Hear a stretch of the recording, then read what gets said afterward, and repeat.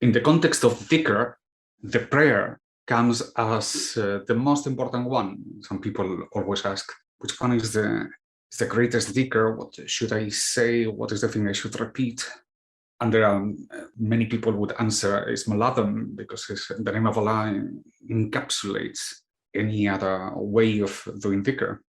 But nothing comes higher than the prayer itself. We should call this episode an introduction to the matters of the prayer. Remember that when we speak about Sufism, we always say that our model, the greatest of all the Sufis, is Rasul Sallallahu Alaihi Wasallam.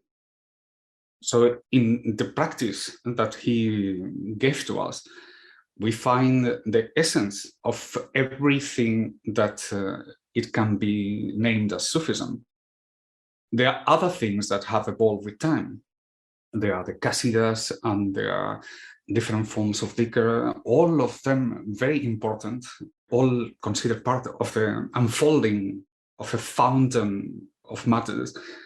And yet, nothing comes higher than the prayer itself, which is the great gift that Rasul Sallallahu Alaihi Wasallam gave to us.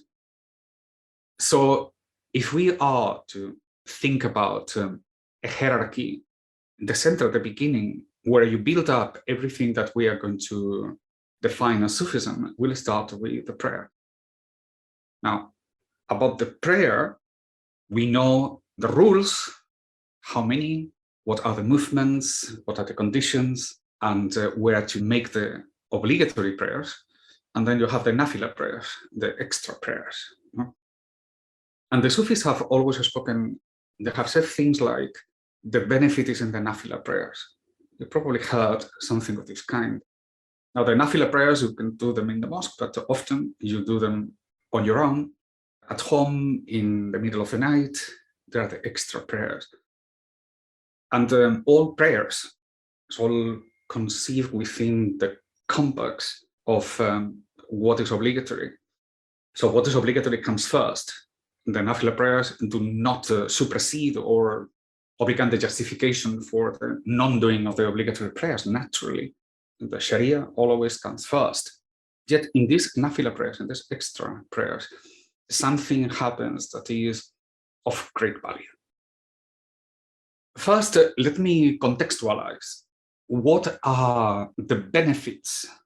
What is the things that you are looking for when you look into the prayer, and what you are looking for when you speak about tasawwuf in general?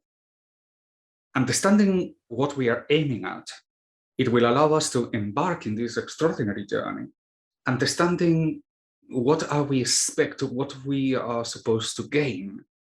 And this is important because if we are capable of understanding what is these benefits, then we could embark in all the practices of tasawwuf, including the prayer, understanding that we are moving forward, that we are advancing. It's like, for example, an athlete. An athlete has the timing as a way of understanding his improvements. The same thing in tasawwuf. You want to understand what is this benefit so that you can recognize progress. When I lead the prayer, I like to say to the people behind, use your heart. Use your heart. In other words, remember that this is an act of worship and you worship with the heart. Yet using the heart has an enormous range of possibilities. Is a path in itself. How to use your heart will become another way of defining this advancement in the path. So you will be able to recognize that you are capable of managing the heart, that you can love more and fear more. Love and fear. And in as much as you are capable of recognizing what is doing, then you will be able to recognize improvement. If you recognize improvement, you can move forward, understand what is the meaning of moving forward.